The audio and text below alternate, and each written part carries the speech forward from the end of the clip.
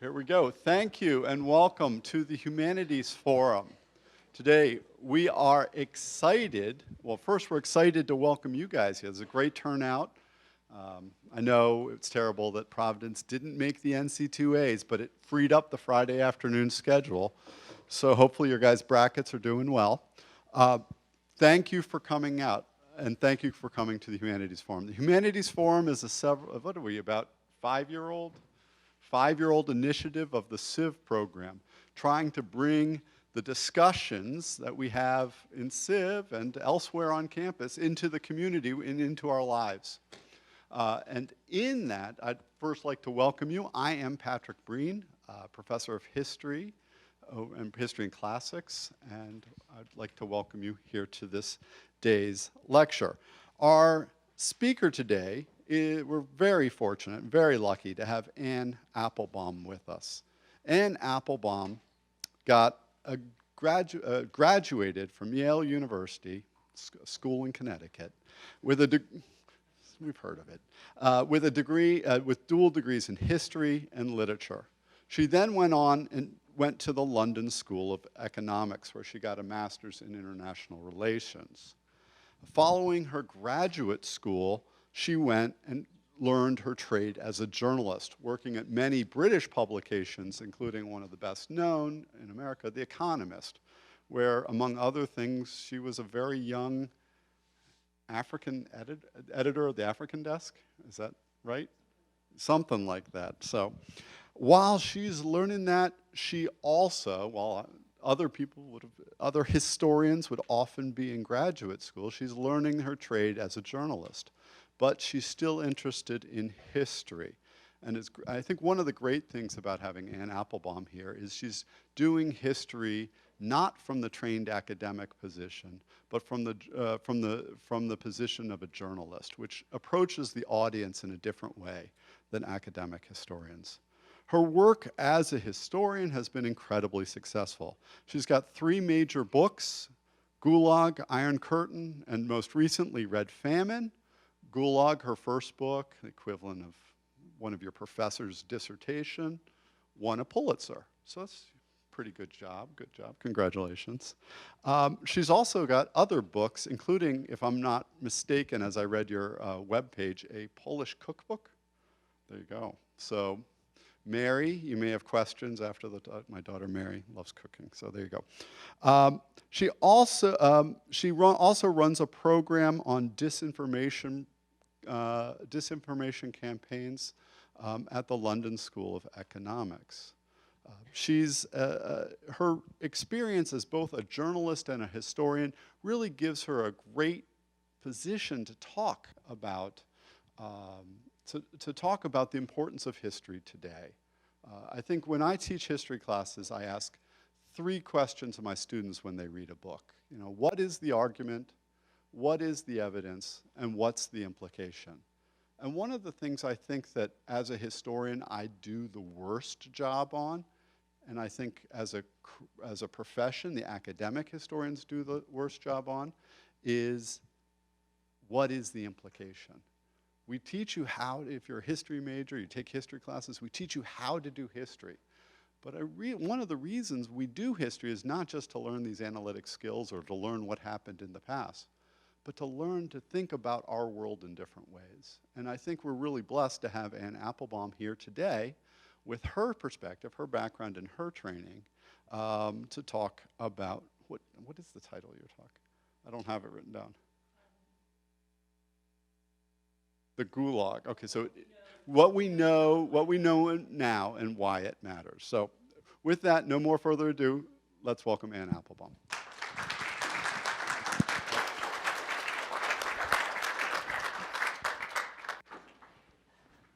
So, thank you very much for that fulsome introduction, which reminds me of a famous story about Henry Kissinger, who at a event much like this one was standing in front of an audience, and somebody came up and introduced him, and they said, "And now we will hear from Dr. Kissinger, who of course needs no introduction." And Henry Kissinger stood up, and I cannot do his accent, but he said, "I may not need an introduction, but I so enjoy them." So thank you very much. Thank you very much. So to set a little bit the historical context, I'll begin by pointing out that we have only just passed the 66th anniversary of Stalin's death. Joseph Stalin, the general secretary, leader of the Communist Party and of the Soviet Union. And in commemoration of that event, I'll read you a very short excerpt from the memoirs of his daughter Svetlana, who sat by his deathbed until the very end. For the last 12 hours, she wrote, the lack of oxygen became acute, the death agony was terrible, he literally choked to death as we watched. At what seemed to be the very last moment, he opened his eyes and cast a glance over everyone in the room. It was a terrible glance, insane or perhaps angry, and full of the fear of death. Within days of Stalin's demise, Beria, his henchman, his leader of his secret police, and then Khrushchev, his successor, they began dismantling what was one of the Soviet leader's signature achievements, namely his concentration camps. They did so for many reasons. Some of them had wives and relatives in the camps. Some feared retribution from others who did.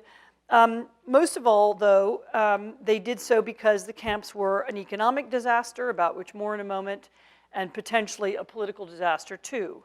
Nobody knew better than Stalin's Politburo how many people imprisoned within them were innocent. Yet, although they knew this, none of Stalin's Soviet successors, not Khrushchev, not Leonid Brezhnev, and not in the end even Mikhail Gorbachev, the last leader of the Soviet Union, was far-seeing enough or politically powerful enough to finish the job.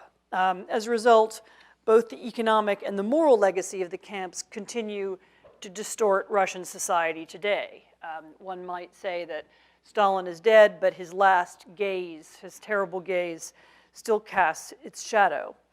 But although the legacy of the Gulag and of Stalinism will be the ultimate subject of my talk today, I'm going to begin with a very brief account of what we have learned about the camp since the time of Stalin's death, and in particular what we know now that we did not know at the time Solzhenitsyn wrote Gulag Archipelago, a book that I know lots of people on campus are reading right now.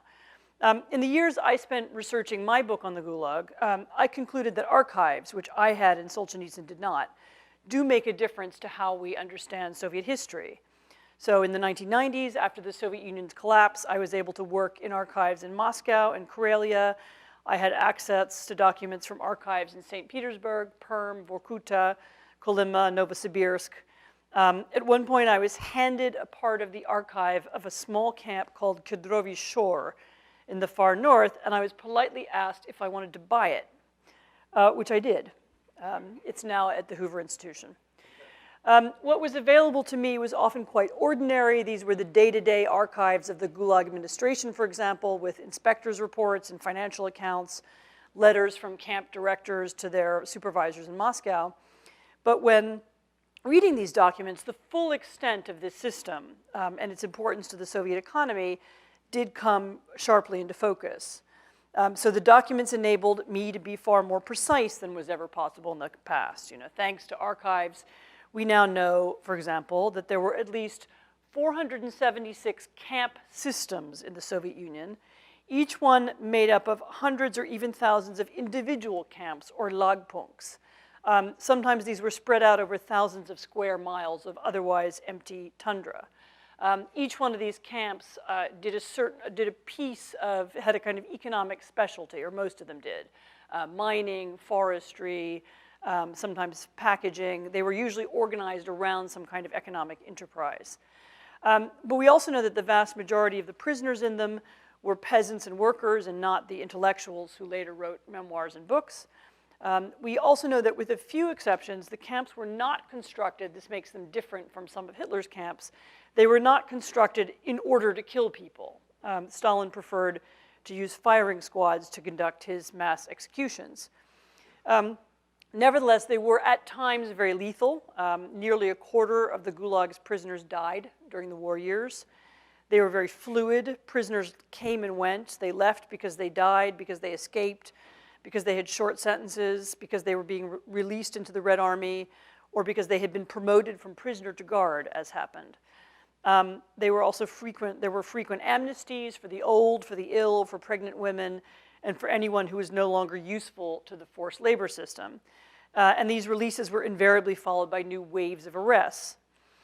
But that means that, as a result, between 1929, when they first became a mass phenomenon, and 1953, the year of Stalin's death, some 18 million people passed through the Soviet Gulag. In addition, a further 6 or 7 million people were deported, not to camps, but to exile villages. And in total, that means that the number of people with some experience of imprisonment in Stalin's Soviet Union could have run as high as 25 million, which is about 15% of the population. So 1 in 6 people. Not all of those imprisoned in the Soviet system were Soviet citizens. In the course of writing another book on the Soviet repression of Eastern Europe after the Second World War, I also uncovered the extent of Stalin's camps in that part of the world too. After the war's end, 6 new concentration camps, Soviet camps, were opened in Eastern Germany, and 2 of them, in Sachsenhausen and Buchenwald, were on the very same sites that had been used by Hitler.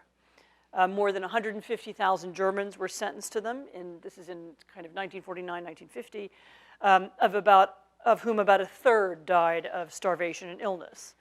Hungary, Czechoslovakia, Romania, and Bulgaria also opened prison work camps.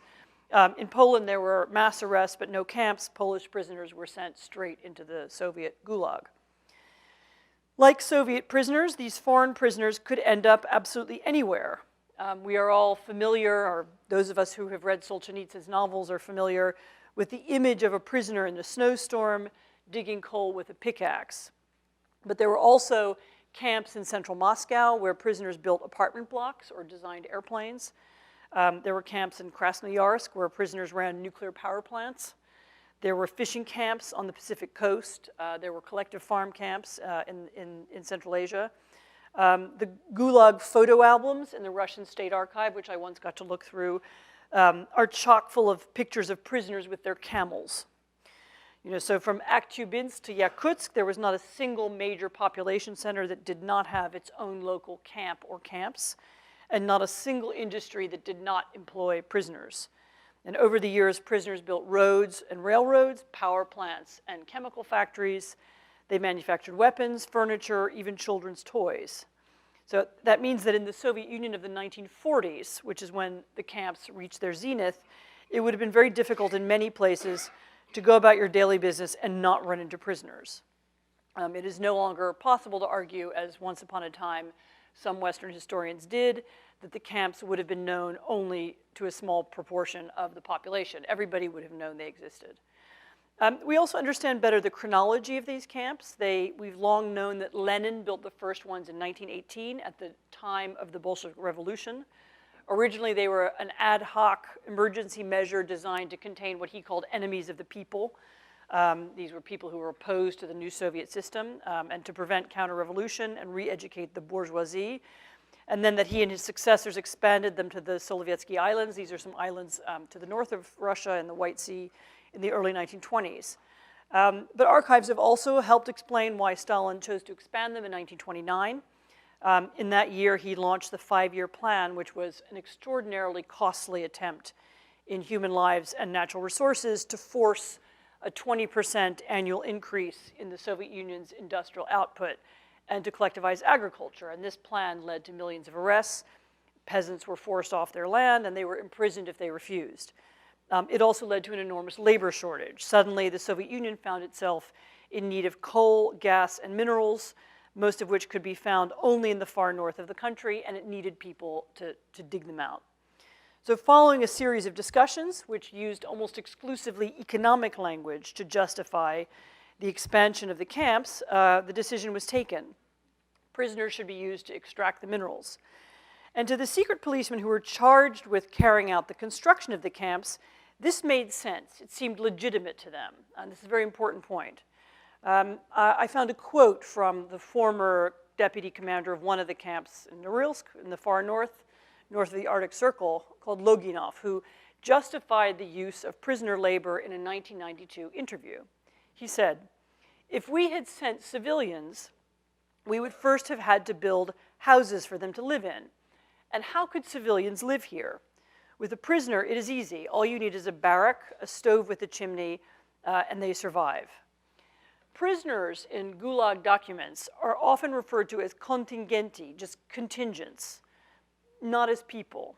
So from the point of view of the Soviet leadership and of the camp commanders and of the camp guards and of much of the population, the prisoners were a kind of ingredient in production, like lumps of coal or bars of steel.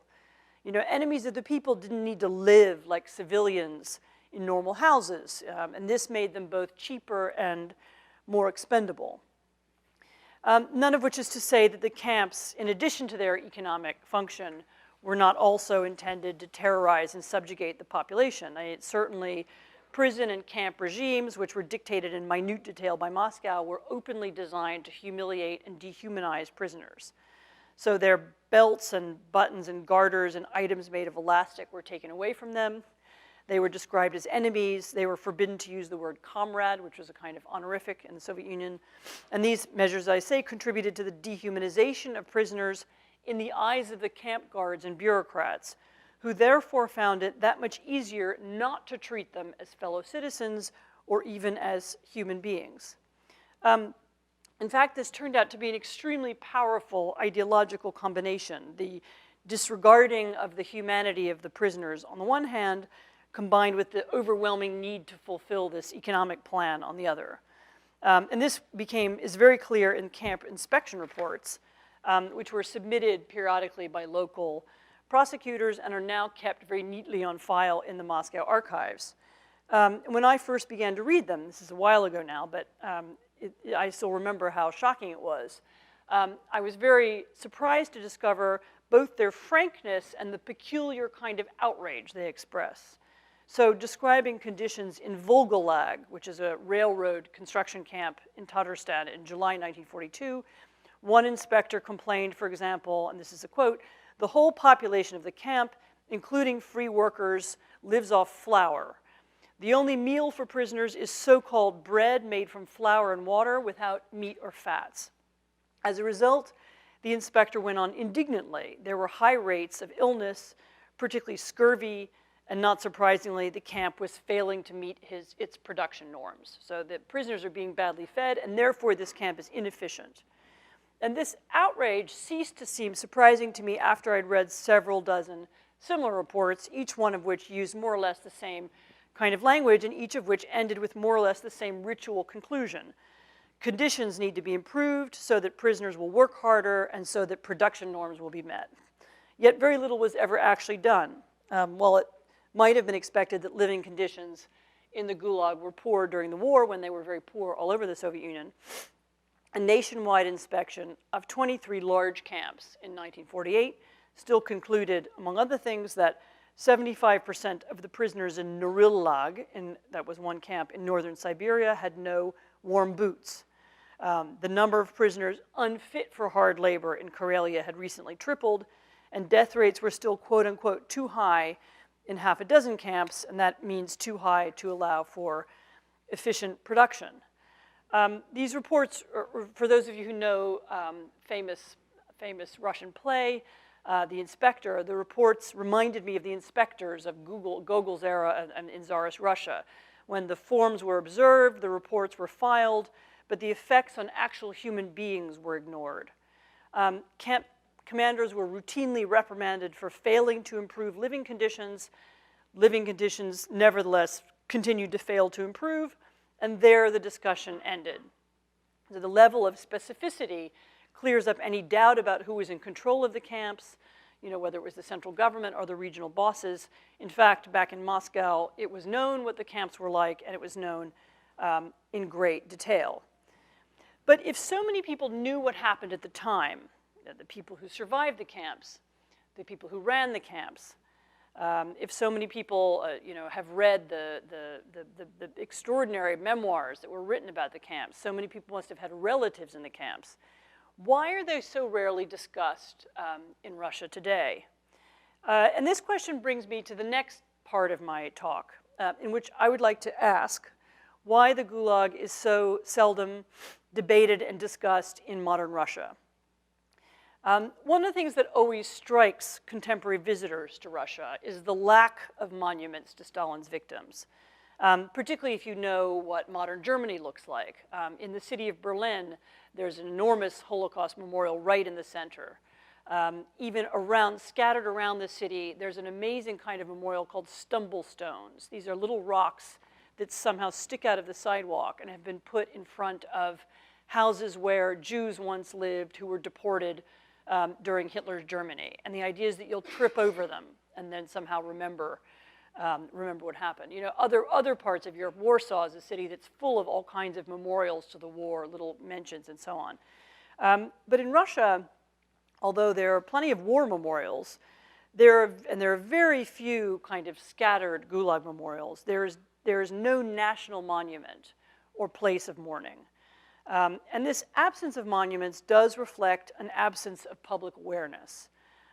It's true that there were wide-ranging discussions of Soviet repression in the late 1980s during Gorbachev's reign.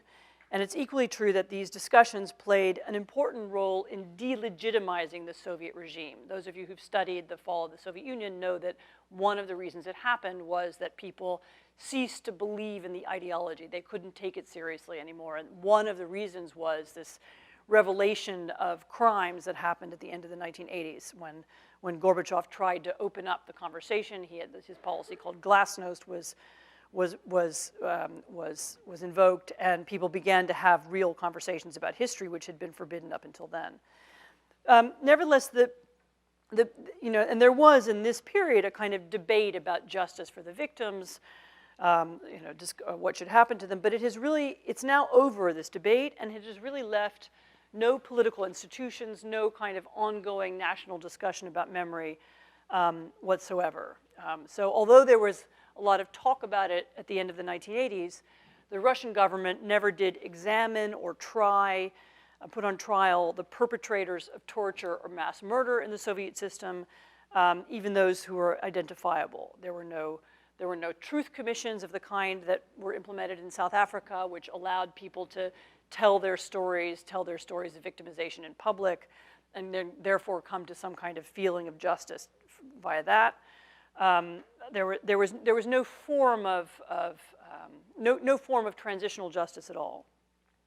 You know, the result is that half a century after the end of World War II, more than half a century now, the Germans still conduct regular public debates and conversations about victims' compensation, about memorials, about new interpretations of Nazi history, even about whether a younger generation of Germans ought to go on shouldering the burden of guilt about the crimes of what's now their grandparents and great-grandparents of the Nazis. Half a century after Stalin's death, there are no equivalent arguments taking place in Russia because that memory, the memory of that kind of past, is not a living part of public discourse.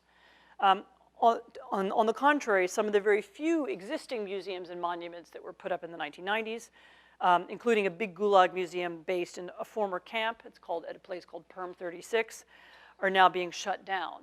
A lot of the archives that I used when I was doing my research are no longer accessible. They've been reclassified, and they're not available anymore to researchers. You know, at some level, the reasons for this lack of debate is maybe not that hard to fathom. The Stalinist era was a long time ago. A great deal has happened since it ended. Post-Soviet Russia is not the same as post-Soviet Germany, where the memories of the worst atrocities were still fresh in people's minds. Sorry, post-Nazi Germany, not post-Soviet Germany. The memory of the camps is also confused in Russia by the presence of so many other atrocities in Russian history. You know, the terrible experience of World War II there, terrible famines of the 1930s, the terrible legacy of collectivization. Some people think, well, you know, why should camp survivors get special treatment? But there's also an odd question of pride. You know, perhaps the old system was bad, many Russians now feel, but at least back then we were powerful. And now that we are not powerful, or we're not as powerful as we would like to be, we don't want to hear anymore that it was bad. The feeling that we talked about that in the 1980s, it didn't get us anywhere. In the 1990s, we had this economic collapse. A lot of people feel that, you know, we just don't want to talk anymore about that part of the past. It's not useful, it's not productive. Still, I think that the most important explanation for the lack of debate is not really the fears and anxieties of ordinary Russians, many of whom, if you talk to them one-on-one, will of course know their grandfather was in a camp, or their cousin was, their cousin was in prison. People know these stories. So it's not so much that they don't want to talk about it, it's to do with the nature of the country's current ruling class. Vladimir Putin, the president of Russia, is a former KGB officer who has described himself in the past as a Chekist, deliberately using a word that was once used for Lenin's political police. This was the original secret police in Russia. They were called Chekists. Later on, they evolved, and later on they were called the KGB. But he uses this word, which was once a word that evoked fear and hatred and anxiety. He uses that as a kind of, I'm proud to have been a Chekist. Famously, the Russian president has also described the breakup of the Soviet Union as the greatest geopolitical catastrophe of the 20th century, presumably meaning greater than World War I or World War II. Under his watch, Soviet flags have returned to anniversary parades, the Soviet national anthem has been revived, and now the reconstruction of the Soviet empire is at the center of Russia's foreign policy. His intentions, I think, are pretty clear. Putin is now trying to create an alternative version of post-Soviet history, really the history of the last 20 years, that supports his ideology and supports the idea that he should be in power. So thus, 1989, which was the year when the Soviet Empire ended, is not now described in Russia as a moment of liberation. It's remembered as the beginning of economic collapse. 1991, which was the year the Soviet Union broke up, is not something to rejoice over and remember as a great moment of progress. It's remembered as a great tragedy. The hardships and the deprivations of the 1990s, and when Russia genuinely went through economic convulsion, are not remembered as the result of the inevitable result, really, of decades of the Communist Party's bad policies and widespread thievery. They're remembered instead as caused by Western-style capitalism and democracy. The idea is that communism was stable and safe. Post-communism has been a disaster. The Soviet Union was great. Russia, at least until now, has been a failure, but Putin is going to revive it. And the more people believe all of this, the less likely they are to want a system which is more genuinely democratic and genuinely capitalist than the one Russia has now, which I believe is, of course, it's not democratic, and neither is it really anything we would recognize as capitalism. It doesn't start from the premise of rule of law. There's no equal playing field. There's no entrepreneurship without connections. But the more nostalgia that Putin can evoke for Soviet-era symbols, the more secure he and his KGB clique are going to be. I think it's not an accident that the piece of Soviet history that he has chosen to celebrate, in other words, many things happened over 90 years of Bolshevik, 80 years of Bolshevik rule in Russia. The piece that he's chosen to celebrate is the moment of victory over the Germans. So as I said, there's once a year, there's an anniversary parade on May the 9th, and Russian soldiers dress up in Soviet uniforms, they wave Soviet flags, and they celebrate the victory over Germany, but it's also celebration of the moment when Russia was an empire. Russian troops were in Berlin, Stalin controlled half of Europe. This is the moment of kind of pride that he's trying to evoke. So he, if I may say so, and the original idea of make Russia great again was Putin's. He harks back to a previous era. He works on people's nostalgia, and that's how he's trying to use history. He doesn't want history to be studied or discussed. The archives are closed. He wants it to be something that's part of his, part of legitimizing why he remains in power. This failure to repent, or discuss, or even to dwell on the past is part of this redirecting of history towards the political needs of the present rulers. I think it's also had consequences for the formation of Russian civil society and the development of the rule of law. It helps explain, for example, why so many Russians are not as bothered as they should be by the return of censorship in Russia by the FSB is the organization that replaced the KGB, why they're not bothered by its ability to open mail and tap telephones and enter private residences.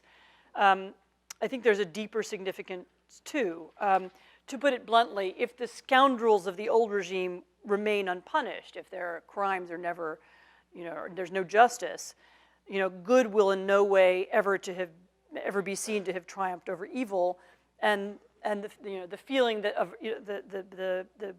no people's moral feelings can't be assuaged. And this may sound apocalyptic, but it's not politically irrelevant.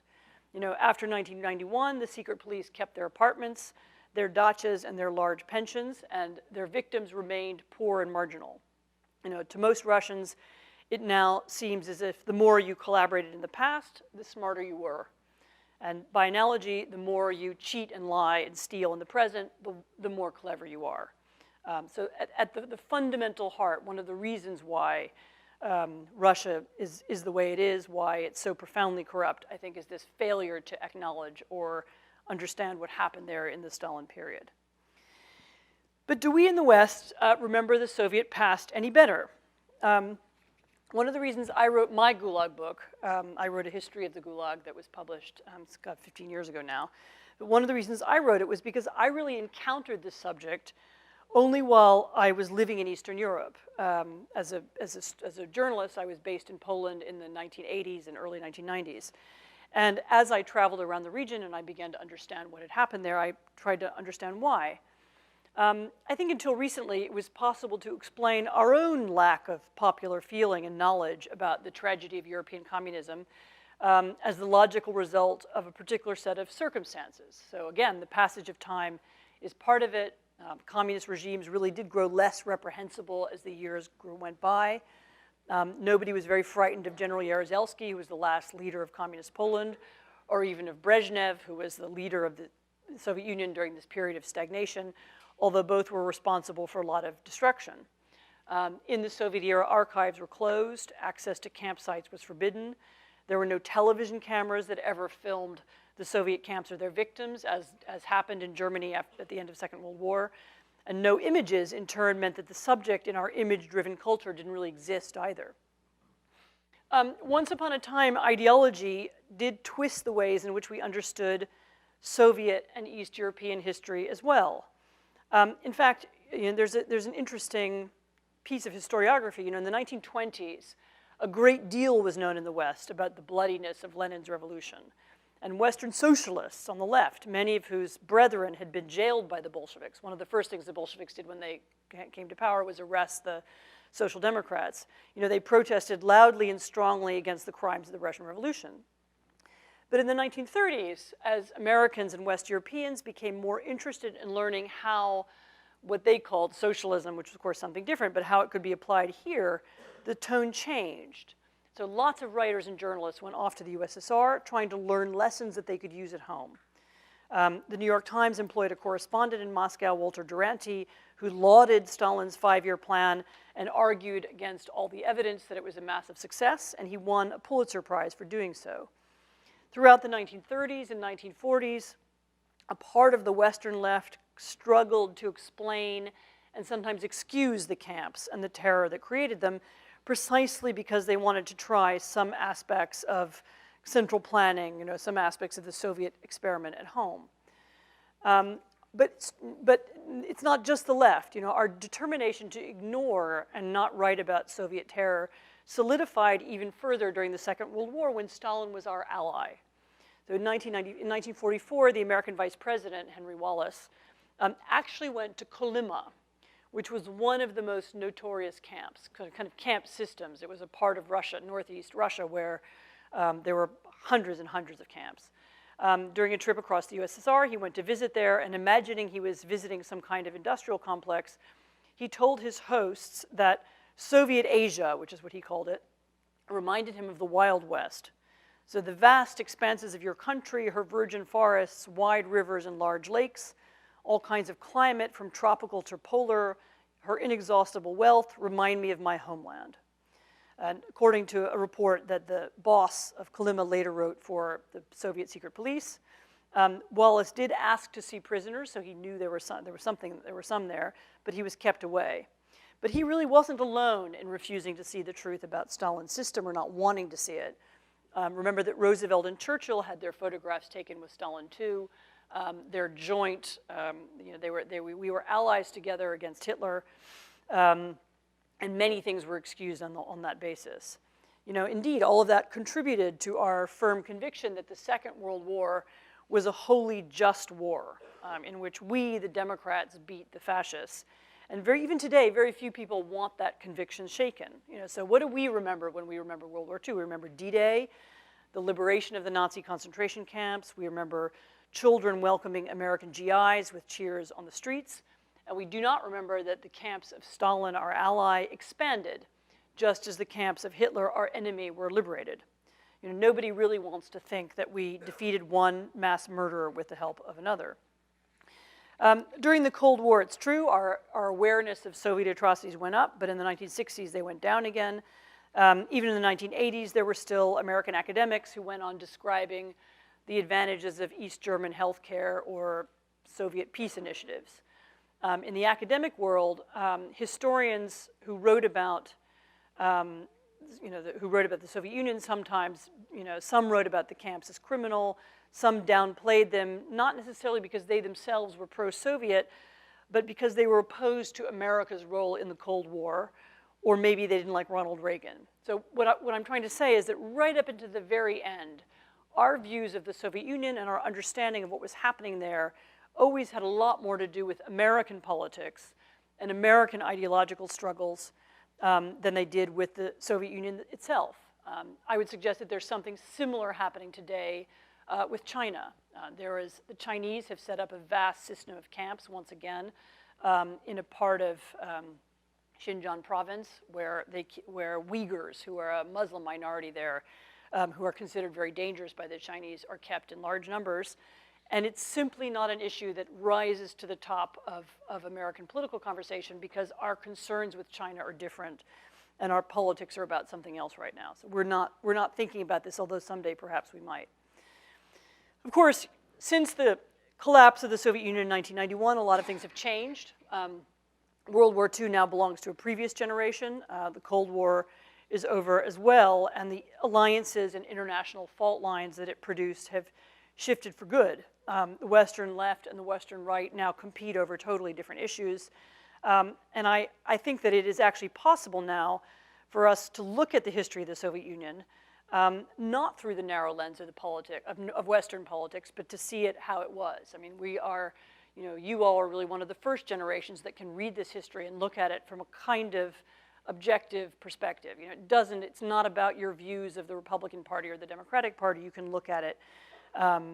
You can look at it. You can try and understand it for what it was and try and understand why it happened. It's possible, and I would say that it's necessary. It's true that our tolerance for the occasional Gulag denier in our universities will not destroy the moral fabric of our society, and even, lots of people get upset about it, but I don't even think the fashion for hammer and sickle communist symbol t-shirts are going to corrupt anybody.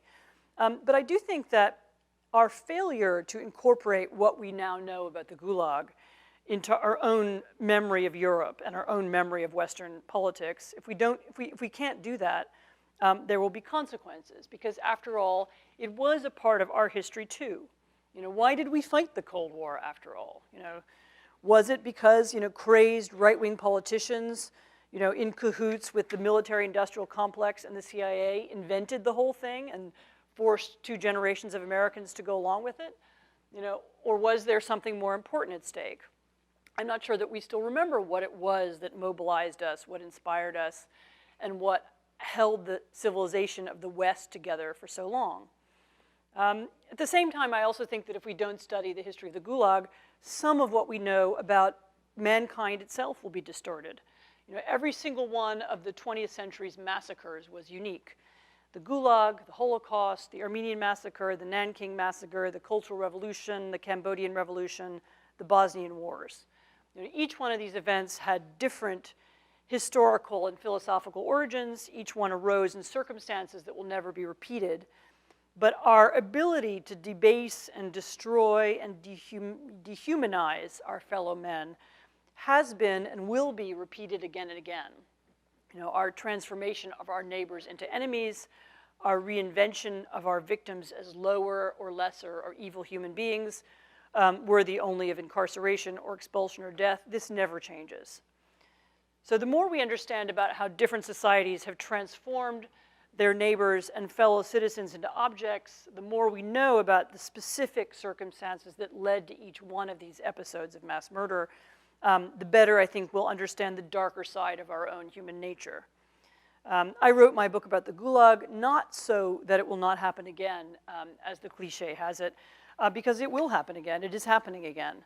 And we need to know why, and each story and each memoir and each document is a piece of the puzzle.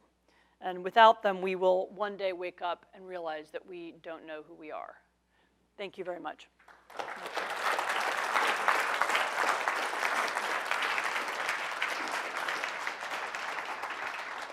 Thank you again, Professor Applebaum. Our tradition here is to have a discussion, a series of questions before the reception. And traditionally, we begin with student questions first. So if a student... no faculty. What? No faculty hogging the... Yeah. No faculty getting up, because they don't ask questions, they just make speeches, right? So students... You have smart faculty. I well, listen to their speeches. we'll see. We'll see. Jim, not yet. Okay, a student. Silence.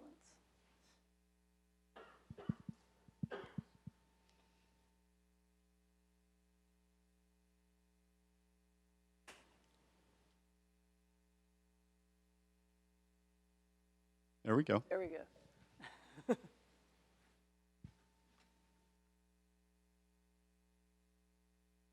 By the way, I'm happy to answer questions about other things I've written or other parts of my career. It doesn't have to just be about the Gulag. But anyway, go ahead. So going forward, how do you think that we can incorporate, learning more about the Gulag and what happened into our education systems? Because I didn't really learn about that in my education. So how do you think we can incorporate that more? So I've actually been I was part of a project to create curricula for high school on this subject. And I realize that it's difficult. I mean, most American students in particular don't do much world history or European history in school. You know, you tend to do American history, if you do history at all. It's a problem that I hope a lot of universities or colleges like this one can rectify. It seems to me that it would be useful for every high school student to do European history in a way that focused on, the tragic pieces of European history that have affected us. I think Americans have lost quite a lot of their memory and understanding of why we've been engaged in the rest of the world for so long. Why did we intervene in the European wars? Why were we part of World War I and World War II? It would be very useful for high schools to return to the subject for exactly the reason that I said in the lecture, which is if we don't know anything about Soviet history and we don't know what it was, then how can we even understand our own history? How do we understand our own Cold War if we don't know what it was that we were fighting? So I would hope eventually high schools would begin to understand that. But of course, anybody can rectify their own gaps in their own history. There are so many great books to read. If you don't want to read my book, you can read. There are fantastic Gulag memoirs. There are a lot of really good. One of the great advantages of the collapse of the Soviet Union is that there has been a fantastic, kind of outpouring of really good books about Russian history over the last couple of decades. A friend of mine, Simon Sebag Montefiore, has written a couple of biographies of Stalin, which are sort of rip-roaring, gossip-filled reads describing his swashbuckling youth in the Caucasus. I mean, you can really find a huge range of things to read. And anybody who is at a college like this one, I'm sure, will, want to make up gaps in whatever it is that they know. But you can make those up at any time in your life. There are always books to read. Another question.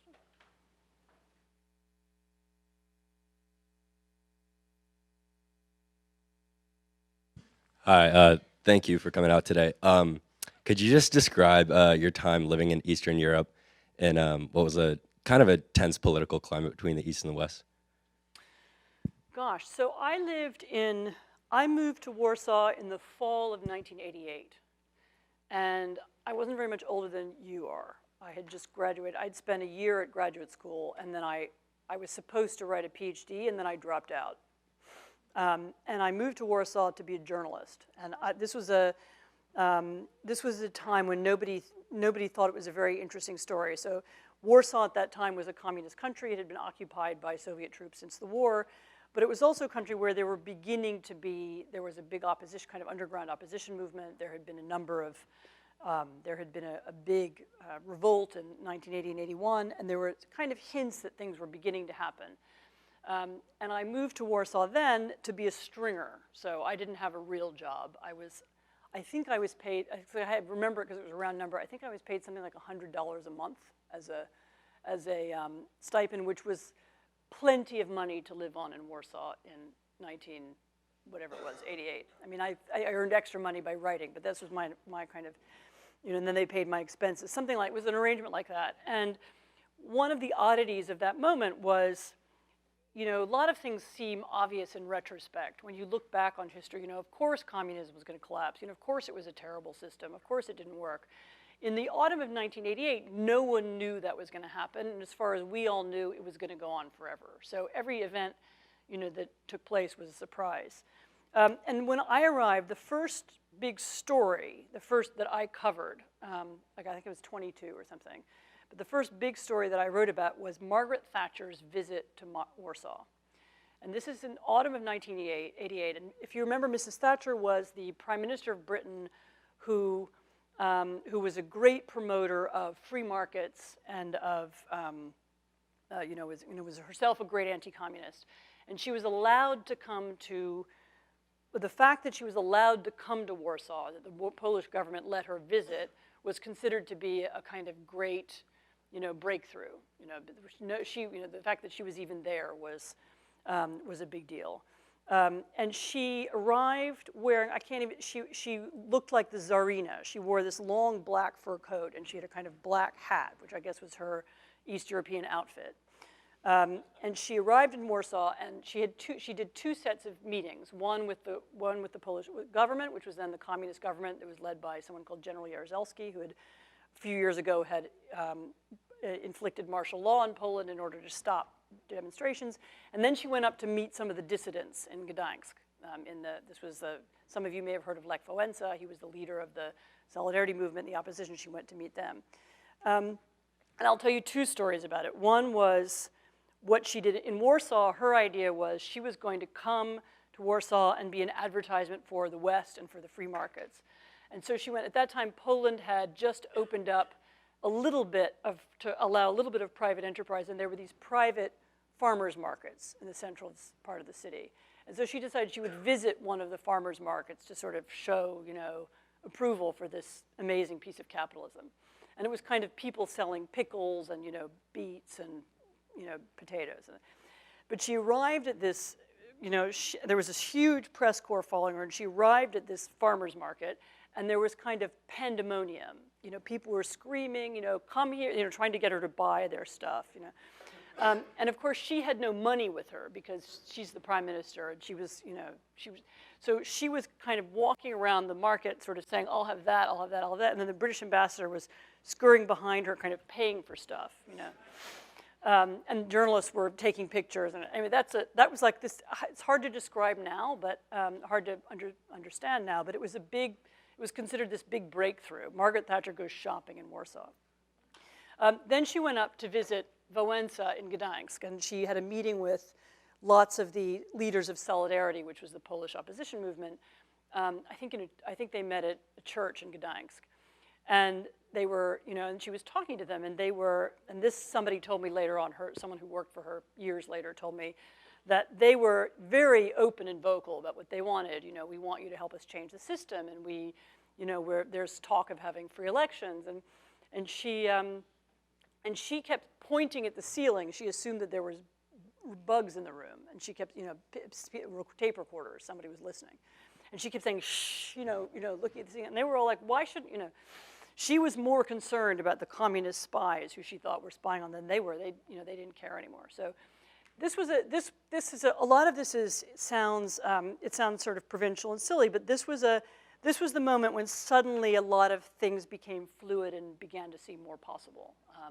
The Soviet Union, in Poland, the whole system was completely discredited and had been for a really long time. And Poland was, I think, was about to be used by the Soviet Union as an experiment. In other words, Gorbachev was kind of playing with the idea, how do we give some legitimacy to the system? Because his idea was to try and rescue communism. So he let the Poles experiment with an election. And let's have a partially free election. And over the next year, that unfolded. And there was a decision made to have an election, and there were some free candidates were allowed, and Solidarity candidates were allowed to stand. And then what happened was that the Polish public, who nobody really knew what they thought, whether they supported communism, and overwhelmingly voted for the opposition. And this somehow destabilized the system, and there was an agreement to let them create the first non-communist government, which then happened that summer, August of 1989. You finally had the first non-communist government, and this was really the tipping point that led to a whole series of things, that eventually culminating in the fall of the Berlin Wall, which I was also at, which is another story. But no, but it was the experience I'd like to recreate for you is this constant surprise. There was this system that we thought was totally closed, and it can never be altered, and it seemed totally dead, and it was defended by policemen and tanks and so on. And then suddenly, like from one day to the next, it was possible to change it. And it's just a little reminder that a lot of things that seem permanent now, whether it's Putin in Russia or whether it's, or whether it's the Communist Party in China, a lot of things that seem permanent might not be. That's really the lesson of 1989. Okay, there's a. Sorry? Policies or puzzles? Puzzles.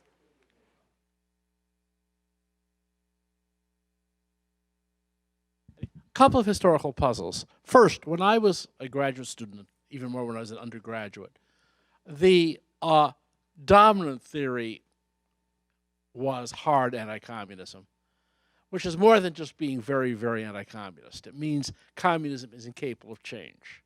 That actually was an idea with a Marxist genealogy, although it traveled rightward. Yeah, the Marxists believe that once you're a Marxist, that's it. But they'll believe you've got the economy and the state in the same hands. You're frozen. That was the Marxist version of hard anti-communism. It got some more metaphysical stuff when it moved rightward. And it just turned out not to be true. My first historical puzzle is why. The second historical puzzle is Stalin did the one thing that a dictator normally cannot afford to do. He made a massive strategic mistake and Russia ended up invaded. Practically any dictator in the world would have a bullet in his head. Why didn't they shoot him? Why didn't they shoot him? Why did they, in fact, instead of not shooting him, rally behind him and kick the Germans out and continue to march westward? So the second question I don't really have an answer to. It's pretty clear that he thought they would shoot him. So to those of you who don't know, this is the very beginning. When World War II broke out, we don't always remember it exactly this way, but in 1939, Hitler invaded Poland, and the Soviet Union also invaded Poland. And there was actually a pact between Hitler and Stalin that was meant to be permanent, that they were going to divide Eastern Europe between them. And then in 1941, Hitler surprised Stalin by invading the Soviet Union. And Stalin, for several days, disappeared. He couldn't be found. He was staying in one of his dachas, and he didn't emerge. And this is because he thought, now they're going to kill me. That's what we think happened.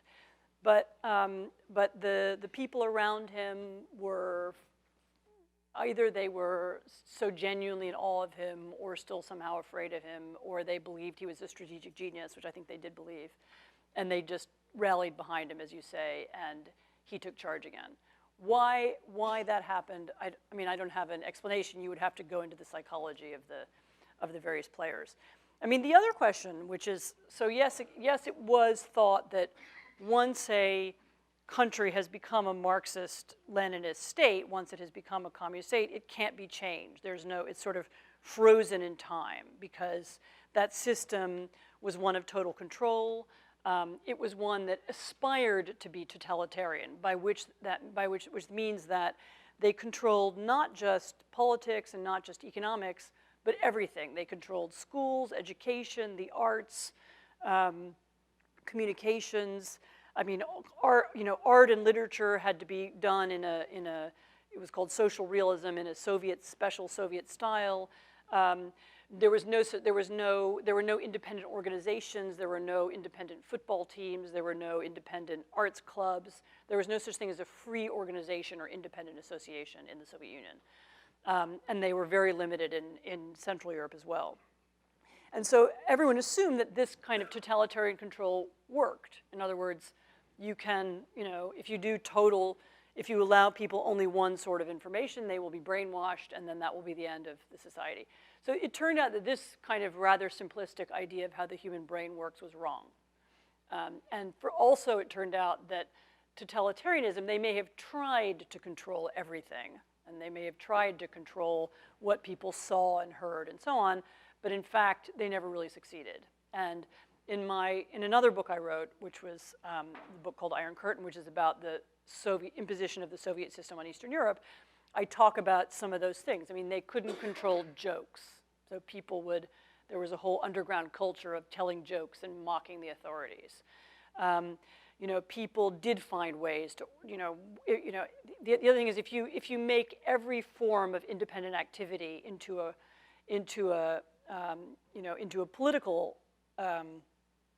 political statement, then almost everything becomes political. So in other words, in the Czech Republic, in communist Czechoslovakia, people would form jazz bands, and the jazz bands became these fantastic political, anti-government, organizations. In Poland, they created independent trade unions, and these became independent anti-communist organizations.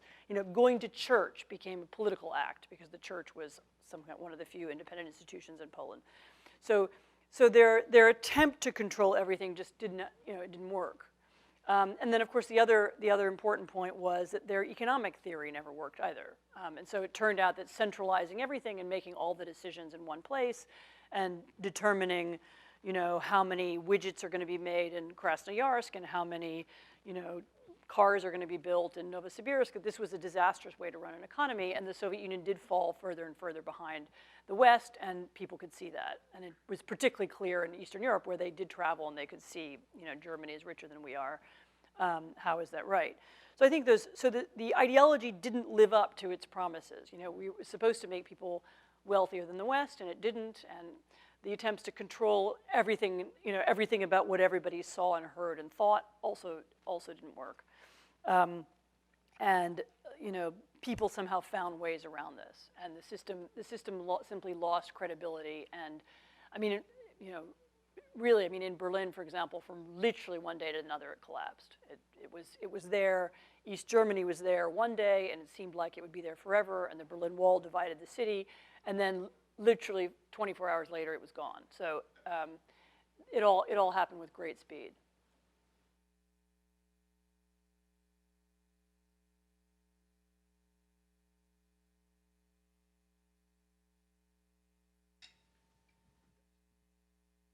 Just in your opinion, do you think like China is doing what Russia was doing in after World War II, currently right now? So no, I think China, the current modern China, I mean, this is not Mao's era China, but modern China is a different kind of society, and it's not attempting to be a totalitarian society. So the Chinese don't try to control everything. I've been to China a couple of times. And you can give a talk at a bookstore or a public space in China, and you can be critical of the regime, and nobody will come and arrest you, and nobody's actually even particularly scared. So if you're used to thinking of the old Soviet Union, in which people were scared and they were afraid to say anything critical, it doesn't feel like that. I do think in China that if you try and organize a mass movement, or if you try to create some politics, then you get in trouble. But actually just speaking and being critical and telling jokes and so on, that doesn't get you locked up. What China really is a new kind of authoritarianism. Also, it's another complication about generalizing about China is that it's so big, and different pieces of it are run in different ways. But so, there's a lot of freedom and energy in the cities, and people are very westernized, and they have lots of access to information, and they're able to own companies and act very much like Western entrepreneurs. Whereas in other parts of the country, that's not. I mentioned Xinjiang, but there are other parts of the country where that's not true. So it's very big and disconnected. But it is an authoritarian state, and it does function with a different mentality from a liberal democracy, and we are, I think, increasingly going to clash with, even if we didn't want to, we will clash with China's ambitions.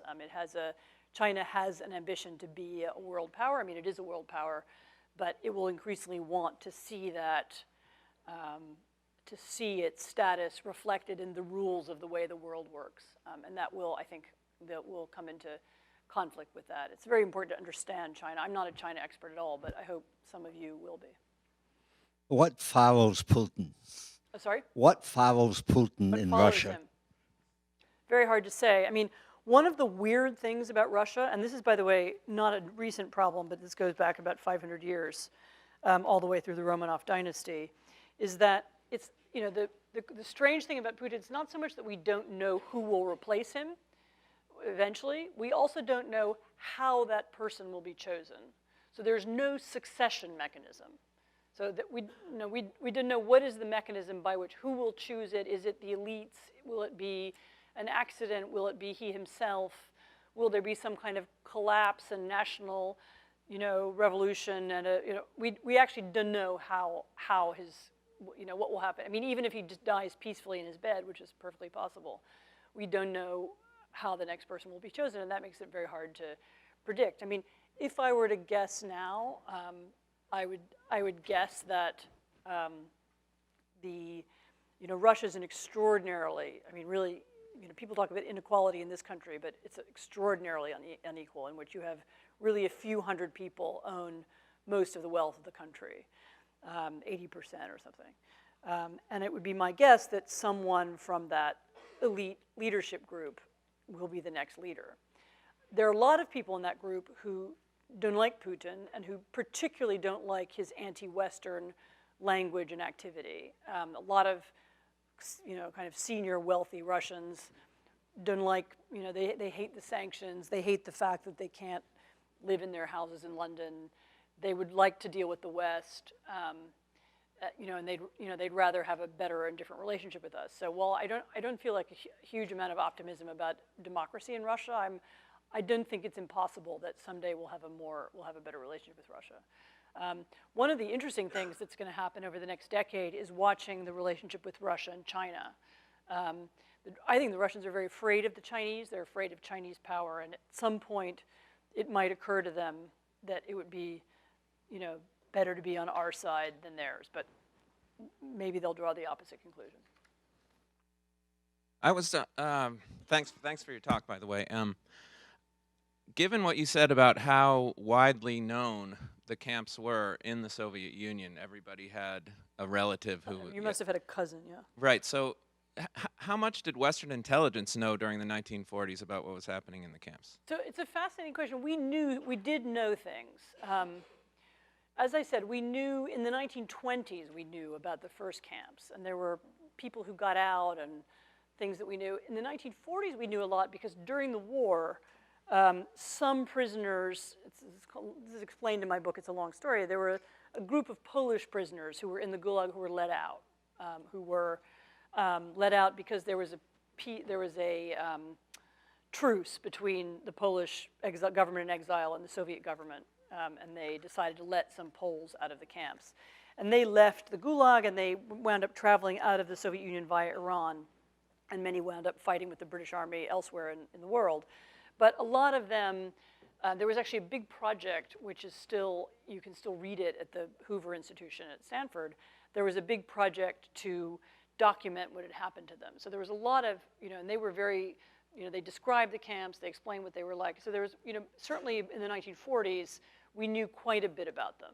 I mean, if you want, it's actually almost a different question, because if you wanted to know about them, if you sought out the information, you could have found it.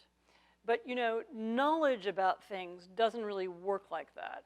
What we all know isn't just a function of kind of what knowledge is available out there. It's also a function of how is it part of the public conversation? Is it written about by journalists in the mainstream press? To who sees it and to whom is it available? So, there's different levels of knowing. And while certainly some people knew, I don't know that most people knew.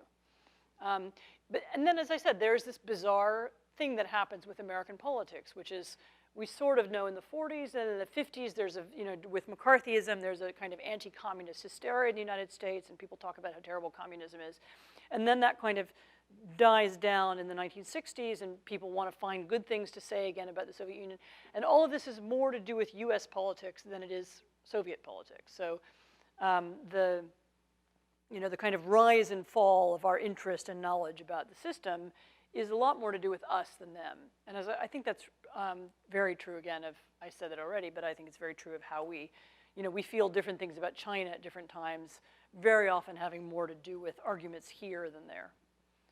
But yeah, you could have known, and certainly by the 1950s there were memoirs published. Having said that, when Solzhenitsyn's book, The Gulag Archipelago, was published in, I think it's 1973, it appears, people found it shocking.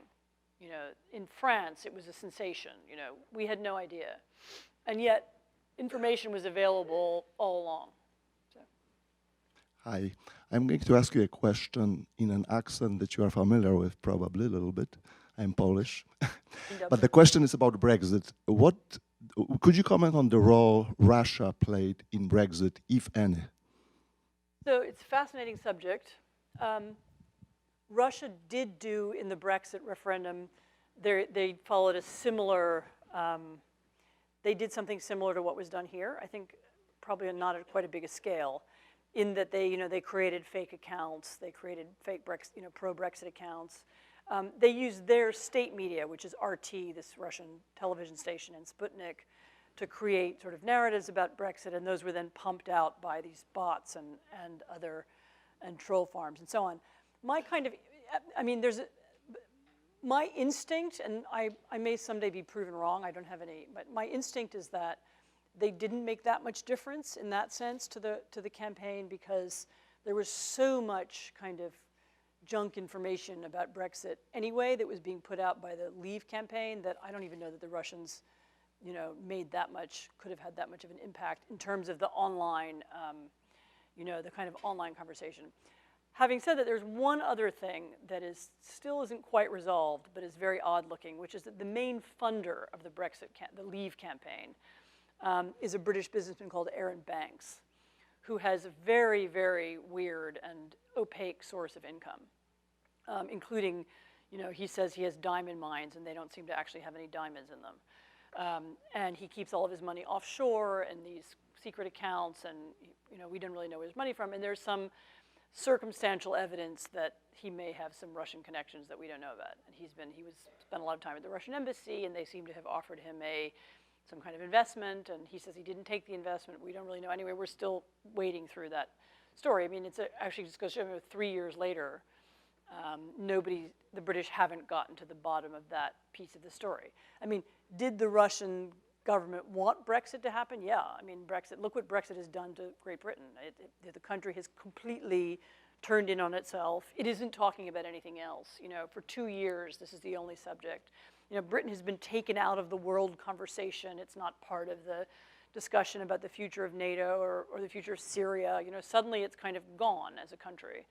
And that has been, the real damage of Brexit, I think, is that. I mean, I'm much more worried about that than about economic damage. The economic damage, okay, they'll have to rewire their trading and they'll have to change it, and it'll be bad for a lot of people. But it's not.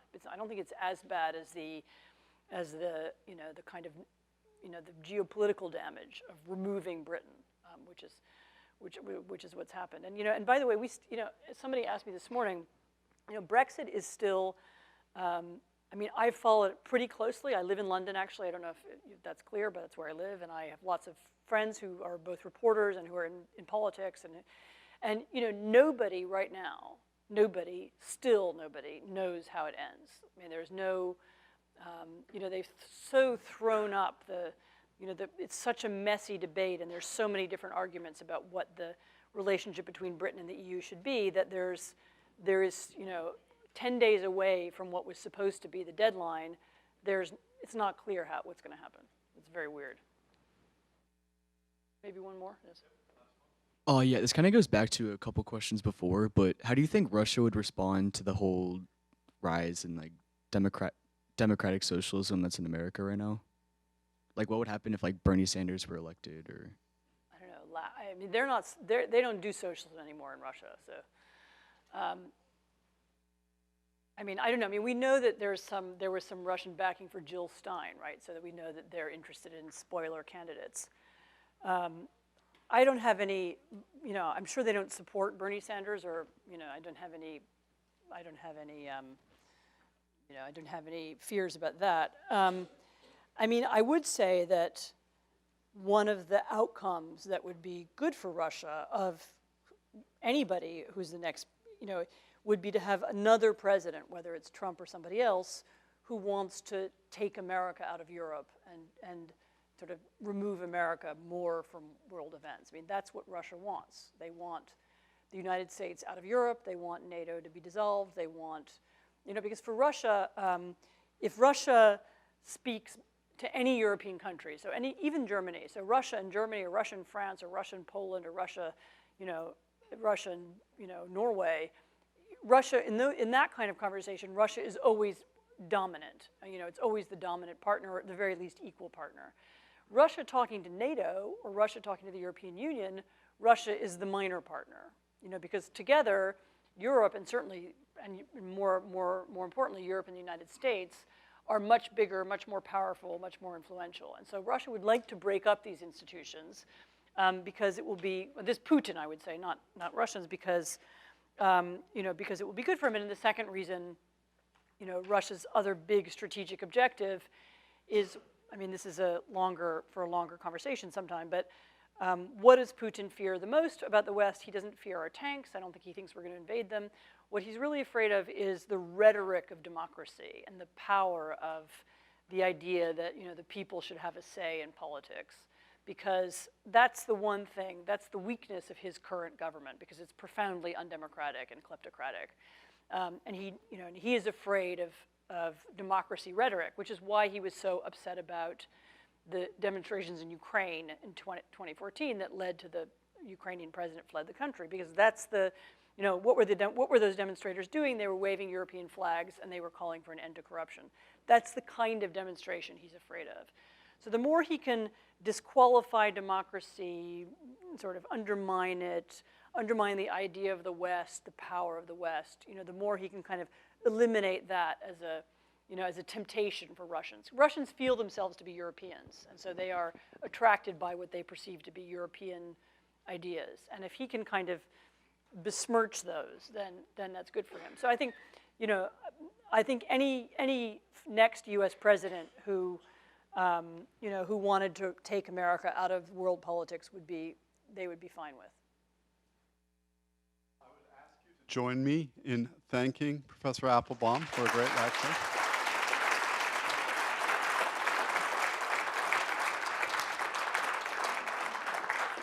I'd also like to invite you all to join us and continue the conversation in the Great Room, where there will be a reception. Please come.